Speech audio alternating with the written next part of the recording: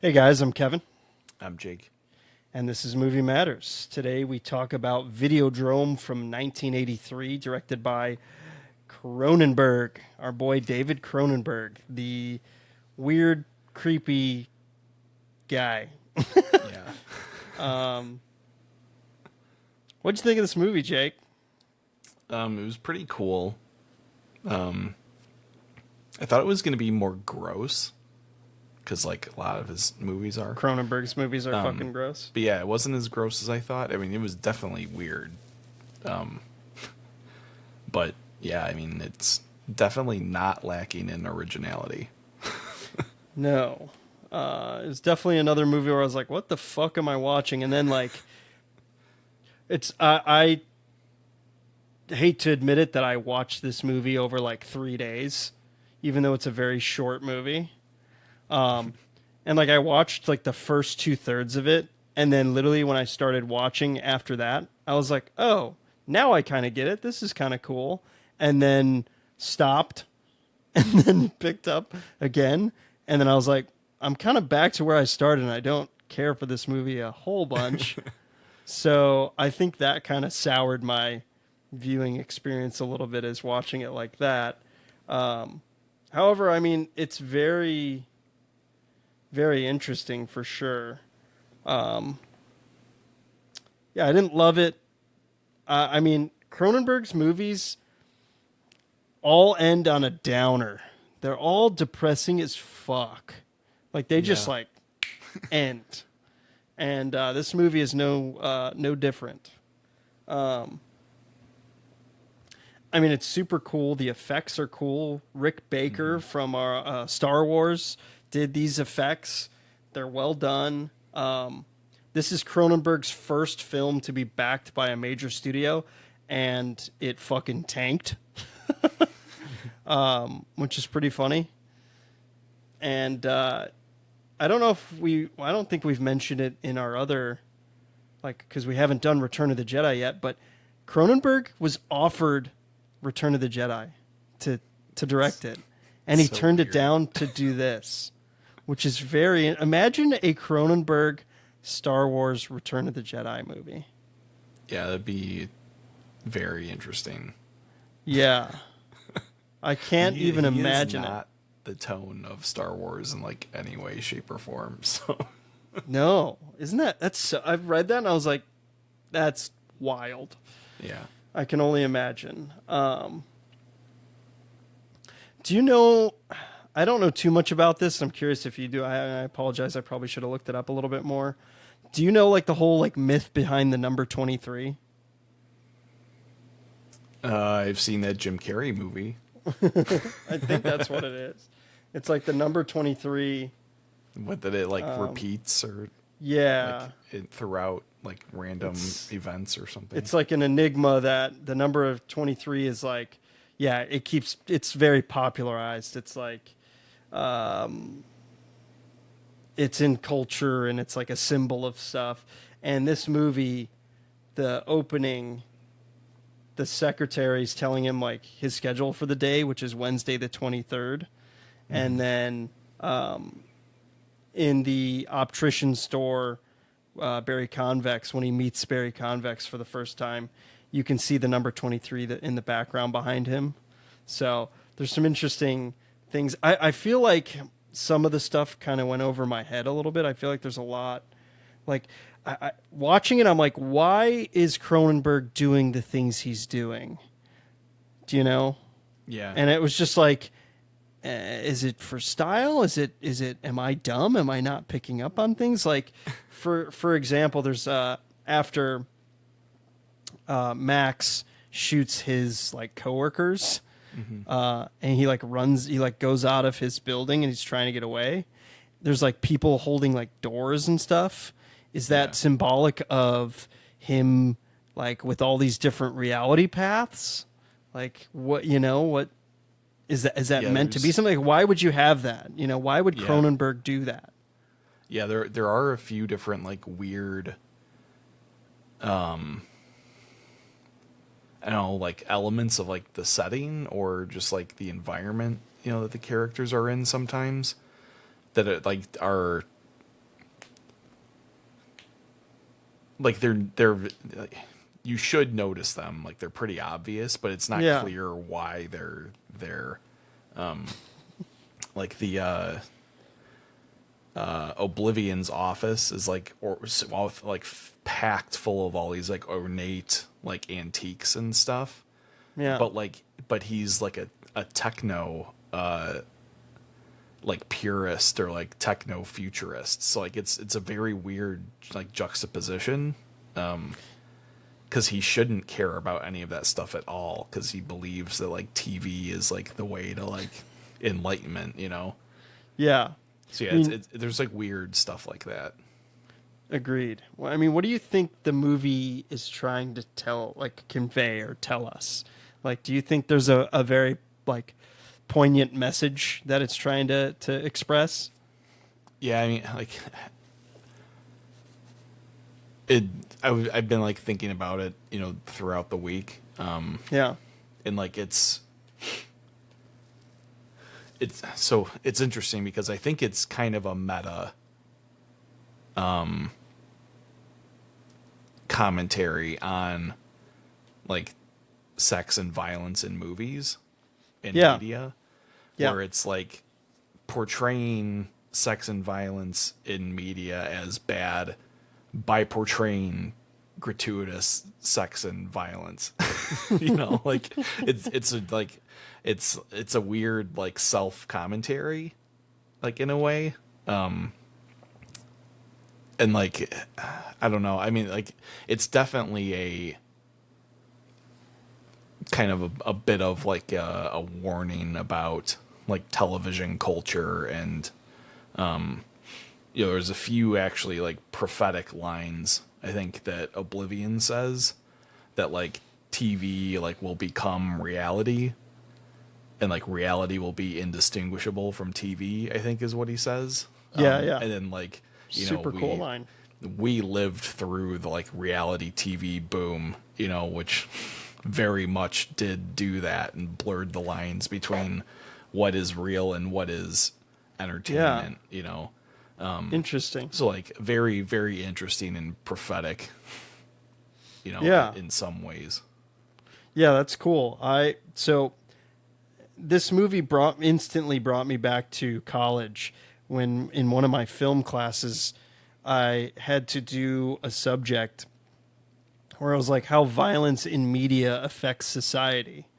And so I did this short film on Fight Club cuz like everyone after seeing Fight Club wanted to be in a fight club and like get in fights.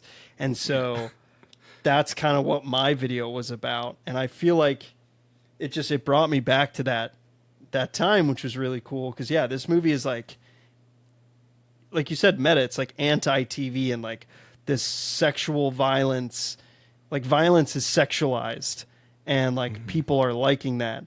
But what's ironic is all his movies are very violent and gory.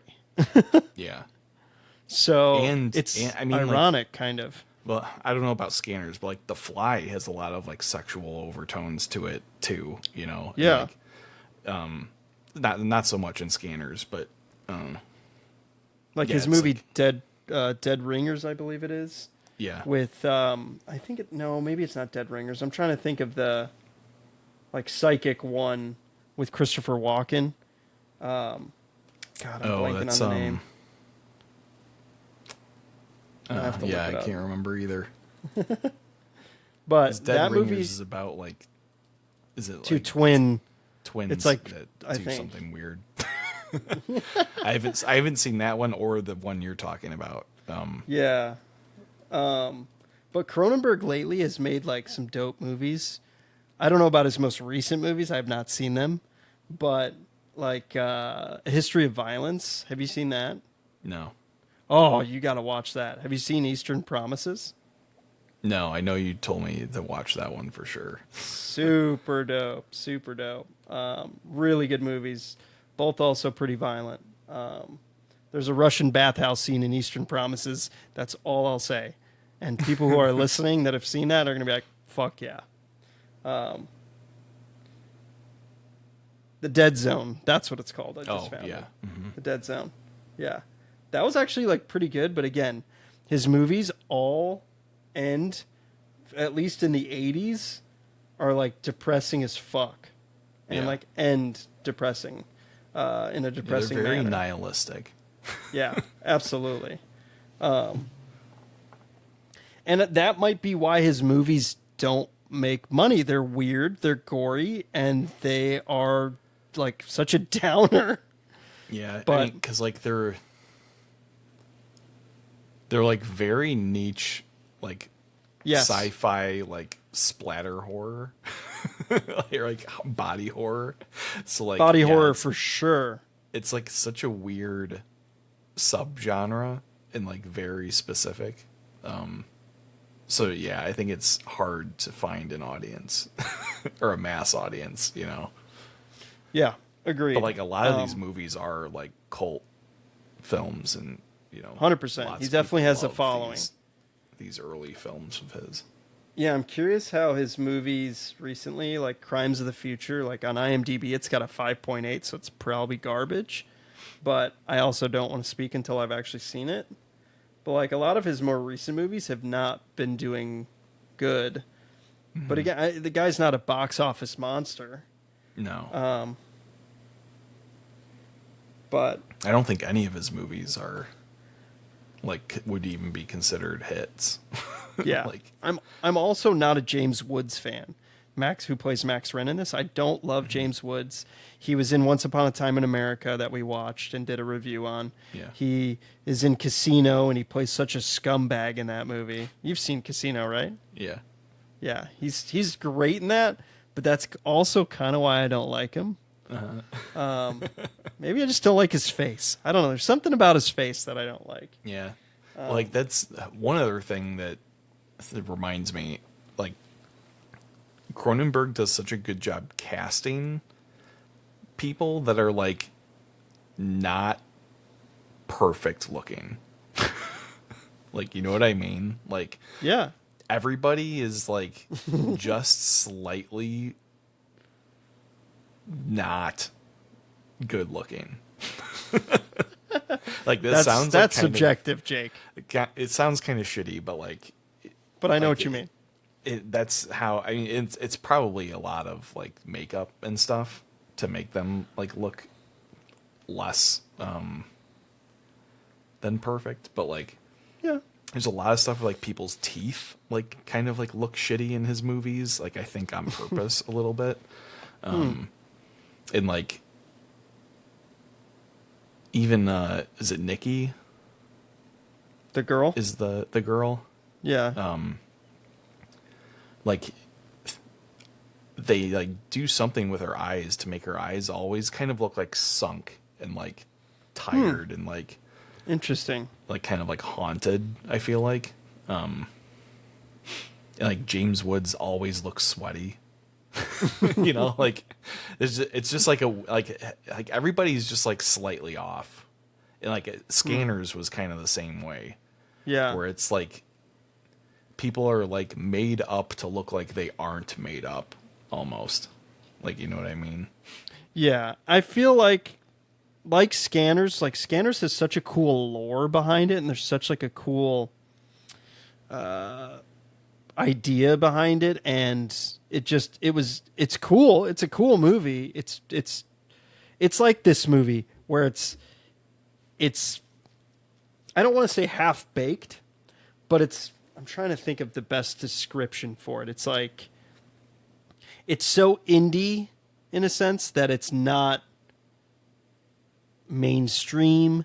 It's like you can only do so much with your budget and what you do.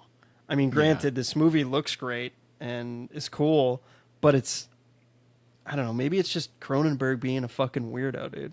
Yeah. Do you know what I'm trying to say? Yeah, because like this movie, I think suffered from a bit of that same issue that we both had with Scanners, where like there's a bunch of world building up front, and then there's like an explanation just like crammed into like the first like 5 minutes of Act 3, and you're just supposed to like jump on board and like be fine with it Yeah. until the end, and it's like then it just ends, and you're like, oh, okay.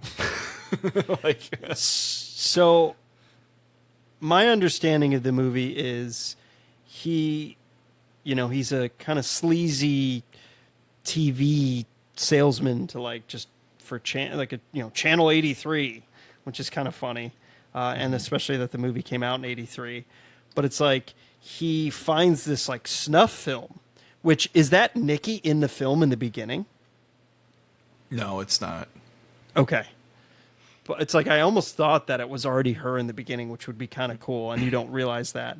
It could be, I don't know, but it didn't. I don't think so. It is, but I don't think so either. We should Google that real quick. But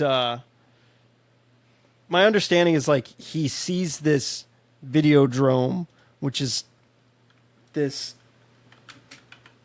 film that basically gives him a brain tumor and then makes him start hallucinating and starts controlling him. And that's the gist of it. I mean, what are your thoughts?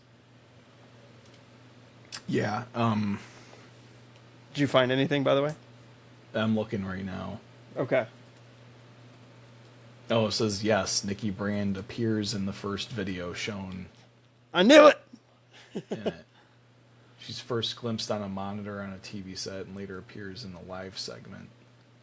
And that's kind of so that's kind of why she appears to him, is because he starts hallucinating, which is pretty interesting. Yeah, Man, and that's like. Sorry, go ahead. Talking about this makes me like it a little bit more. Yeah, like that's. I think like the genius aspects of his movies, I think, is that there is a very fun and cool superficial reading of the movie, and then there's a whole bunch of other deep like stuff underneath it. Yeah, you can dive in if you want to, but you don't have to. Agreed. Because like Scanners is kind of that way too. The Fly is very much that way, and this movie is very much that way as well. The only thing that sucks is these movies are depressing, so it's kind of hard to go back and rewatch them. Like I mentioned this before. The Fly fucked me up for like a week. That movie fucked me up. I was like so depressed. That movie sucked in a good way. Like it was great, but it's just like the ending is just like brutal. Yeah. So I mean, that's where it's very interesting to me. It's like these movies are and that's kind of what I was getting at with like The Doors. Like, what is Cronenberg doing? What is he doing? And that's like going back and trying to study it a little bit more might be worth a rewatch for sure. But again, these movies are depressing and weird that it's like, I don't know if I want to invest the time. And that's where it's a conundrum for me. Yeah. Do you know what I mean? Yeah. Like, I don't know if it's worth it enough to go back and rewatch them. Yeah. I mean, I think this one, At least these. I think Videodrome out of the three we've watched so far is the one that has the most layers to it. Interesting. I I think would there's a lot probably of, like, agree. Subtext in this, and like as you're kind of bringing that stuff up, I'm thinking more and more that there is right? a lot of stuff that I probably missed. Yeah. And this came out after Scanners, but before The Fly. Mm-hmm. So, yeah, I don't know. Like, if it was more accessible, I mean, I had to rent it on Prime. It is available in 4K. And there's an unrated version that's like 6 minutes longer or something like that. And I think it's, from what I read, there's just like more sexuality involved in the unrated version because they had a hard time with the MPAA, the rating system, because of like the sex toys. Like even in the beginning, the like Asian lady that's like pulling the like China doll like thing out, and it's like it's a dildo, and you're just like, is that what that is? That's what that is, isn't it? Yeah. That's interesting. And like, I don't know, just like you instantly see that like right away. That's how the movie basically starts. Yeah. And I'm like, man, Cronenberg's just a weird dude. Yeah. Just makes me think that. So I'd be curious to like, and the 4K is supposed to be amazing, like quality wise. So I mean, streaming it looked really, really good. So. it did look good. It did look good. I don't know if I want to spend $20 or $30 on it. Maybe if it was like 15, but I think this is a type of movie that's always going to be $30. So I don't know if again, it's like, when is that investment justified? Yeah. And I know people will probably be like, oh, just stream it. I'm a hard media type of guy. I'm physical media. If I can do it, I'll do it. I'd rather buy it. Yeah. But yeah, I mean, I don't know if this movie's worth owning. Yeah, I mean, I do want to rewatch it. Yeah, yeah, maybe we'll do like a month of rewatches Oh yeah, we can of do that. certain movies. I think that'd be a cool segment to do. Yeah. But what were you gonna say? Like, I mean, like, there's a lot of the movies that we watched that I've bought, since we started this, and like, Same.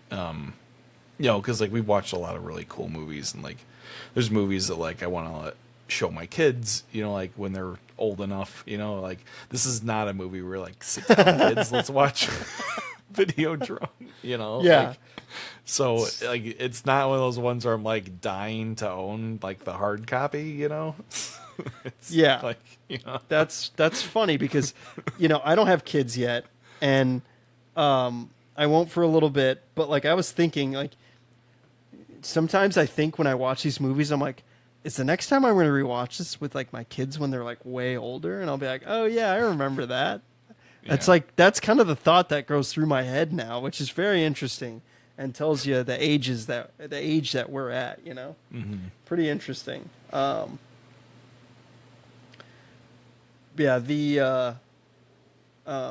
that like, what is that like mission? At the cathode ray mission, like all the TVs and stuff. Like I like, what is the lore behind that? Did you pick up on any of that? Yeah, so that's like O'Brien's operation, I guess, or it's like his like it's like something that he seems to have set up, and like there's a quick line that I can't remember if it's his daughter or if he says it in one of the tapes, but basically he believes that these people that are like going through hard times can be like reborn through exposure to television programming, or like that it can help like cleanse them or something like that. Which is kind of what I was saying earlier, that he's kind of this like techno futurist or like techno evangelist, in like some ways, like Yeah, no, that's he's great. very religious in like the way he talks about television and media. So like that's how I kind of interpreted it. It's almost culty, like a cult Yes. leader. Yeah. Yeah, pretty interesting. During filming of a lot of those sequences, the gaffer, the guy who does all the electric and like plugs in stingers, sets up lighting and everything like that for the cinematographer, he walked in and casually informed the crew that the power lines to the building were smoking because of the load imposed on them by all the TV sets. Like, that's crazy. So, yeah, I very interesting. But I love, Rick Baker, like I said, did the effects for this. The effects in this movie are really cool. They are really wild. well done. Yeah. The TV breathing is really cool. I have a handful of trivia on how they did that, which is cool. I'll read that, but so and like the screens like bulging and stuff too is like so cool. Yeah. With the images like projecting onto it, which is like super crazy. So wild. So wild. I don't know who it's referencing here, but let's see. So basically it was like video footage is projected through an airtight plexiglass chamber onto the sheet of rubber, which in turn could be inflated with bellows. So it was basically put on like an organ system. That's how they figured out how to do it. And they'd press pedals, which would inflate certain areas of this TV, which is super cool. Because usually they're used to doing like puppeteers and wires and like mechanical mechanisms that will move and push air. But that's so cool. They press certain keys and it would be a bladder that would inflate and cause the TV to do that. And it was the television was a Teleranger model. Baker and Cronenberg chose it because of its size was large enough to encompass these mechanics and effects in it. They built a number of models over the course of production for different effects and testing. Baker experimented with various approaches for the screen effect. I knew we would need a flexible material, and we tested it with a weather balloon first, stretching it over a flame the size of a TV screen and pushed a hand through it to see how far it stretched. According to the head of special effects, Michael Lennox, the television prop required a lot of testing. We were originally going to do it as a blue screen effect, he explained. We were looking up various type of material. Blue gelatin was one substance that we were working with, in which the actor could literally dunk his head into the stuff. Fortunately, before they could waterboard James Woods with Jell-O, they came up with a more elegant solution. The suggestively heaving screen was ultimately created with a projector and a sheet of dental dam coating with a highly reflective white paint. That's pretty interesting. In fact, dental dam rubber was one of the first materials used for rear projection screens, being used in King Kong, 1933. It was a nice, sensual thing that James Wood could caress, and it would respond. Pretty interesting. Dental dam. People who don't know what that is, Google that. It's not what you think it is. No. Yes. But yeah, like, so cool. Rick Baker even said, he's like, basically he had to collaborate with makeup effects and physical and like video, like, and like videography. He got the script for Videodrome and it had all this crazy ass stuff in it, he said. And he's like, how the hell am I going to do this? And it's one of the strangest assignments he ever had at that time, which is pretty cool.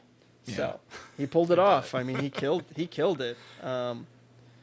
But yeah,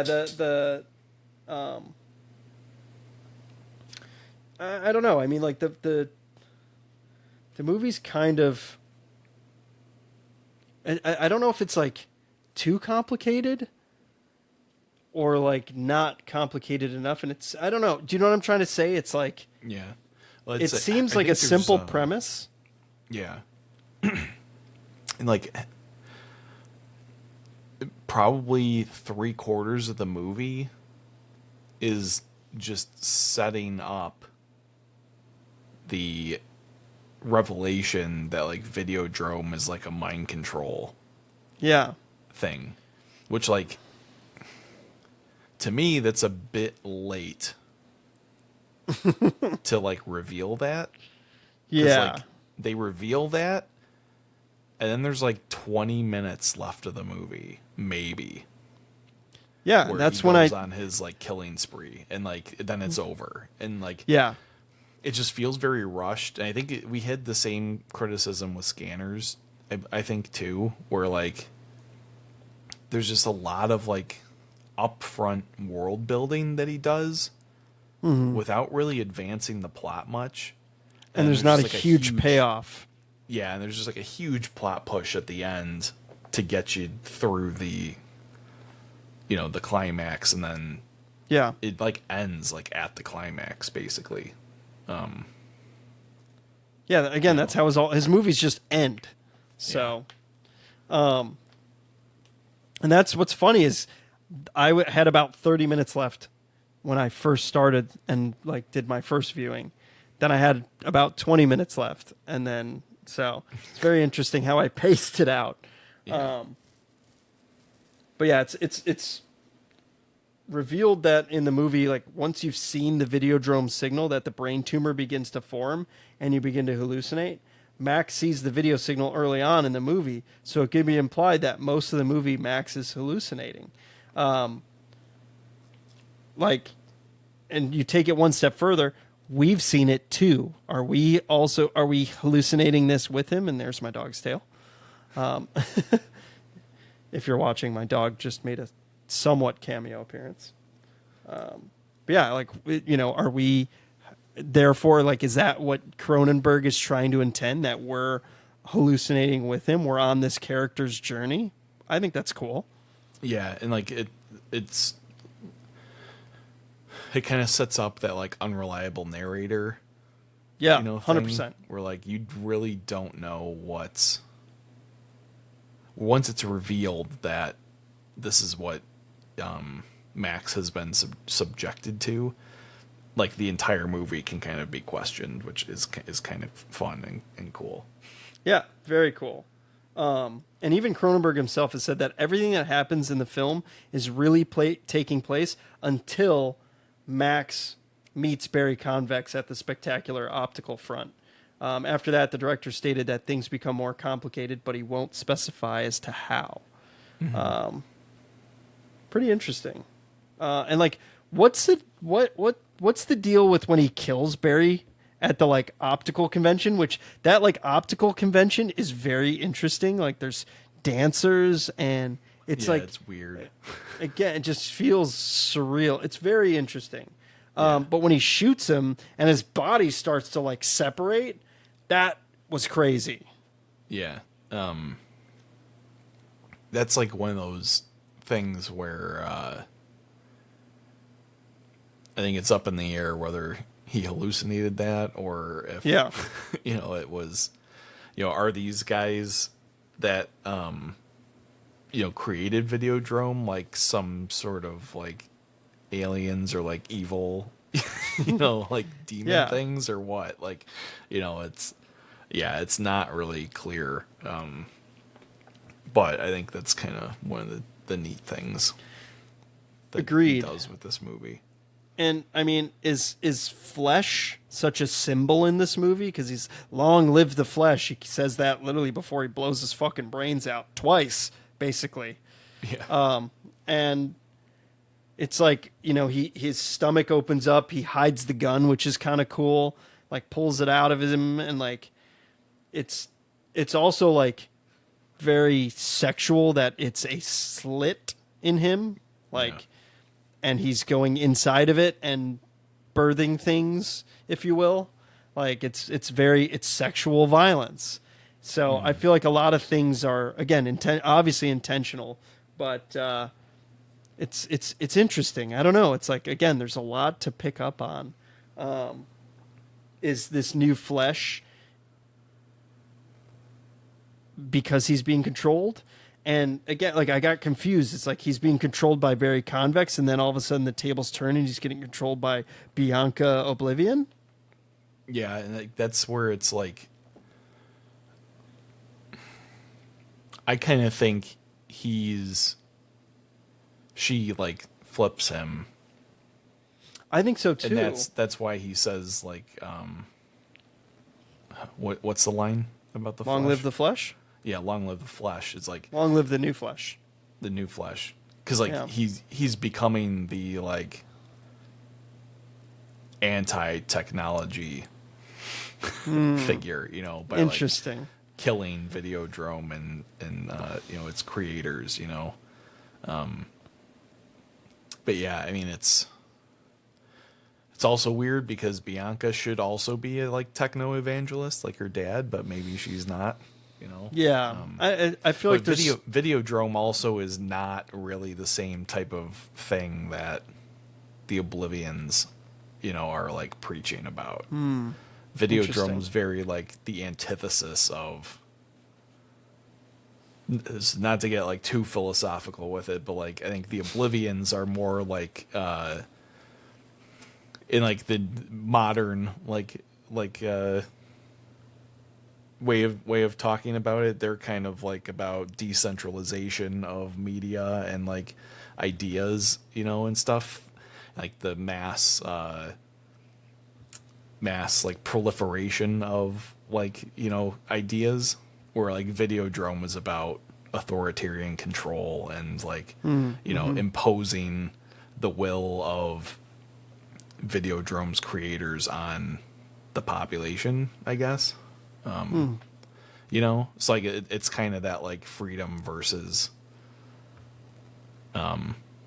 anti-freedom dichotomy. God, it's funny. It's like certain things we talk about, like this makes me like it, but then I think back on it and I'm like, man, but this character kind of sucks. This character kind of sucks. Like the dude, like the patron, the guy who calls, I think his name is Harold or something like that. Or, no, it starts with a G. Or Harlan. The, like, his friend with the glasses who, like, shows him Videodrome in the beginning. Yeah. I think. That guy is, like, what the fuck is his point in the movie? Besides showing him, like, I don't know. Some of these characters, like, they just needed to be developed a little bit more, maybe, for my liking. Like, certain... Again, it's like, I like it, things I don't like. I like it, things I don't like. Yeah, so... I think there is, like, a little bit of unnecessary complexity added to it. Like, the plot point that that Convex, like, cherry-picked Max to be, like, a Videodrome test subject, like, 2 years in advance, and like, set up that guy Harlan to like be in the company for like 2 years and then spontaneously, show him Videodrome as like a potential, programming option, or whatever. Like that's a little convoluted and like, yeah, a little far-fetched. Like I would have believed that he just came across a videotape on the street and watched it in his house. That would have been a good enough delivery mechanism for him to come across Videodrome, instead of this like really elaborate plan, Or they could have just like sent him the tape. Right. Yeah. It could have just shown up. And they're like, it's like unknown, sent from an unknown parcel, an unknown parcel. Yeah, I don't know. It's, again, I don't know if I'll rewatch it anytime soon. I liked it. I might rewatch it at some point just to find like some of those little nuance subtextual, things. Kind of things. Yeah. Yeah. But, if I'm in town, let me know. Maybe we'll watch it together. Yeah. But yeah, Cool. I mean, yeah. Other than that, I don't. I think it suffers from similar things that Scanners did. Like certain parts are overdeveloped, certain parts are underdeveloped. Yeah, agreed. It's not bad. The concept is super cool. It's not cohesive it's just, in a sense. Yeah, I'd agree. There's parts that I think need a little bit more polishing. Yeah. Now, I don't think that, like, I wouldn't remake this movie. Like, Scanners, I would 100% remake it because there's so much lore behind it. But, I don't know. Well, I don't know. I could see Videodrome if it was made about social media being a remake. Yeah? But I don't think it's necessary. Agreed. Scanners remake, I think, is necessary. I think it needs to be redone very well. I think that'd be so cool. Yeah. Yeah, if you guys haven't listened to that review, go check out that one. Check out our the review on The Fly, which is a scary movie and will fuck you up like it did me, just as a forewarning. Speaking of scary movies, next month is October. We're getting into Halloween. We're doing Slasher Month, and we'll have a list of all those movies on our Instagram. So get ready for Spooktober. Yeah. So hopefully you guys enjoyed this episode. I think we got a little more philosophical and dove a little deeper on this movie, which is cool. I like that we did that. Well, it's fun because like the 80s doesn't have a whole bunch of movies that are incredibly deep. So yeah, when we get ones like this, it's fun. Yeah, this and like a David Lynch film, Yeah, it's like they're almost they're stepping stones to each other in a sense. Yeah. Mm-hmm. But yeah, thank you guys for listening and watching, and we'll catch you next month, October already. Crazy. Yeah. Alrighty, take care, guys. See ya.